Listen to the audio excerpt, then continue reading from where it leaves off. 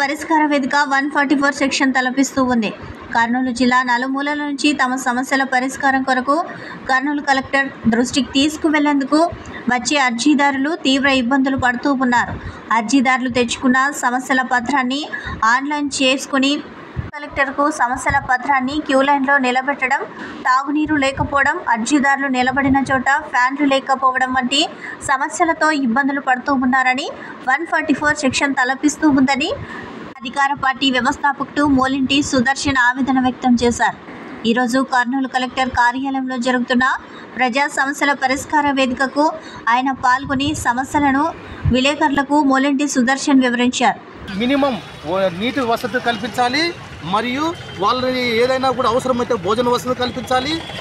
వాళ్ళకున్న సమస్యలను అందరినీ ఆడిటోరియంలో కూర్చోబెడితే వాళ్ళ సమస్యలని కలెక్టర్ గారిని దానికి సంబంధించిన అధికారులకి విన్నవించడానికి, వాళ్ళ బాధలను వాళ్ళకు చెప్పుకోవడానికి అవకాశం ఉంటుంది.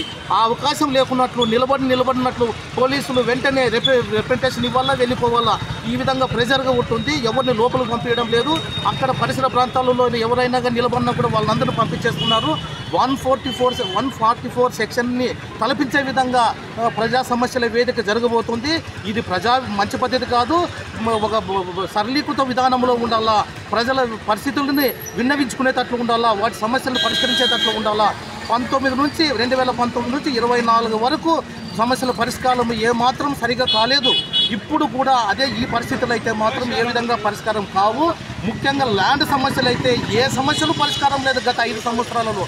దయచేసి ఇప్పుడు రాష్ట్ర ప్రభుత్వానికి, ఈ కలెక్టర్ గారికి విన్నవించుకునేది ఏమంటే, ప్రజలని ఆడిటోరియంలోకి రాణించండి. వాళ్ళను ఎక్కడో ఎండల నుంచి ఎక్కడో కష్టపడి వచ్చిన వాళ్ళకి ఆశ్రమం కల్పించండి, వాళ్ళకి సరైన నీటి సదుపాయాలను కల్పించండి, అన్ని రకాలుగా వసతులు కల్పించి వాటి సమస్యలను వింటే మీకు అర్థమవుతుంది. ఇక్కడ నుంచే రిప్రజెంటేషన్ రాసుకోబోతున్నారు, కానీ కింద గ్రౌండ్ లెవెల్లో విఆర్ఓలు ఎంఆర్ఓలు అక్కడ పోయే లోపల నిర్వీర్యమైపోతుంది. డబ్బున్న వాళ్ళు, బలవంతులు వాటిని తొక్కేస్తున్నారు. విఆర్ఓలో ఆర్ఐలు ఎంఆర్ఓ లెవెల్లో ఈ సబ్జెక్ట్ అంతా పరిష్కారం కావడం లేదు.